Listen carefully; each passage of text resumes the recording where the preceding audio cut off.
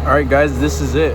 Argentina just beat England in a crazy game, just like all of Argentina's games this World Cup knockout stage. A lot to unpack.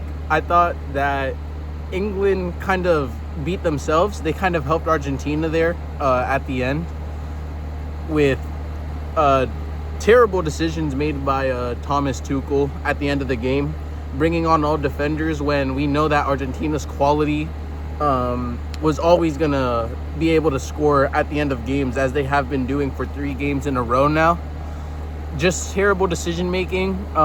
We've obviously seen a lot that when managers put their defense, all their defenders out on the field at the end of the game, it usually doesn't work against teams with the quality that Argentina has, such as Messi putting in the crosses, great headers of the ball like Enzo Fernandez, and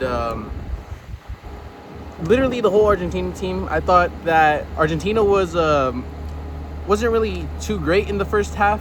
I thought England wasn't really great either. I thought they were just kind of equal, just letting the game go, just the flow of the game. But really in the second half, England started picking up the pace. I thought obviously the Morgan Rogers cross to Anthony Gordon was a really good goal. Great build-up play from the whole team there. I thought Kane didn't do anything this game. Just was isolated, really. Didn't really get any good chances to try to score. I thought that Bellingham was really trying to fight out there in the midfield. It was a really physical game from both teams. The referee had to step in a little bit at the midway of the game, but Bellingham didn't really do much in terms of his attacking, but defending, I thought he was really good. But again, I don't know why managers keep trying to put all defenders onto the field when obviously we've seen plenty of times in the game that when you go all out defense against a team with quality, it's just never going to work. But that aside, Messi was great, especially at the end when his team needs him the most. He's always there. Great assist to, I believe it was Lautaro Martinez for the winner. But I mean, it's just crazy because Argentina has done this 3 games in a row, and you're wondering, like, when is it gonna stop? I thought it was done today with a team like England, the quality that they had, just all around with their defense, and Argentina just keeps surprising. Messi just keeps delivering when the team needs him most.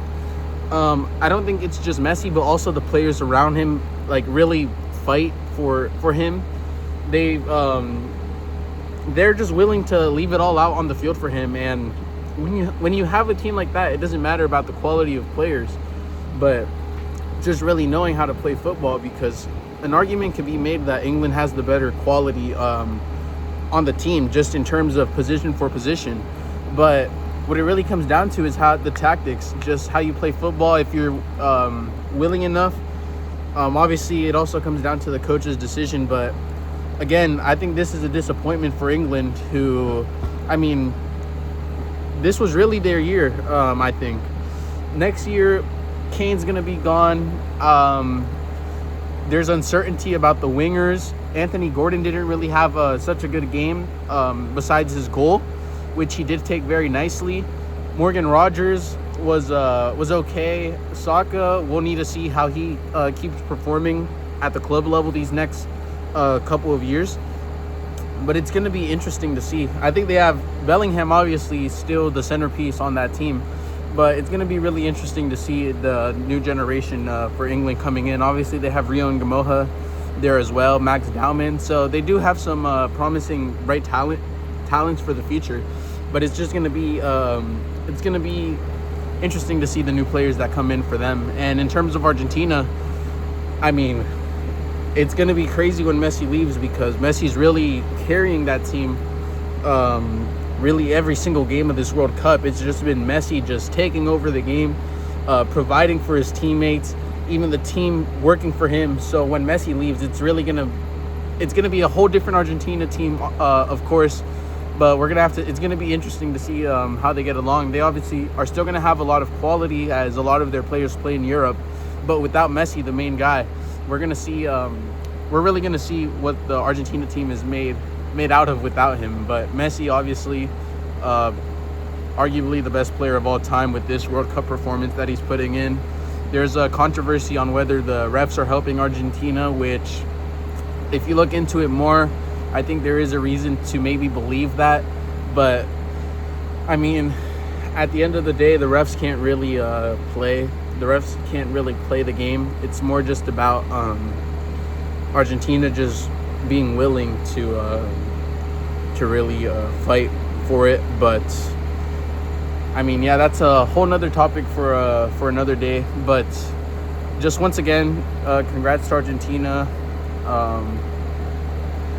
England, you played well this tournament. I thought you had some great moments. Jude Bellingham, amazing. Kane kind of disappeared the last few games of the tournament. But I think this is a learning lesson for not just England, but all the other teams in the World Cup, especially Spain, since they're playing in the finals. You can't just put defenders on the field and expect to win the game if you're up with the goal. And talking more about Spain and the Argentina game, it's going to be a great game. Lamine Yamal versus Messi. Lamine Yamal's going to have to step up if Spain want to win. And I think it's time for Lamine to step up, because these last few games he hasn't really been contributing much to the team. But it's going to be crazy, kind of the same style of football that both teams play, 1-2 touches. So, yeah, I think we're in for a great final. So, yeah.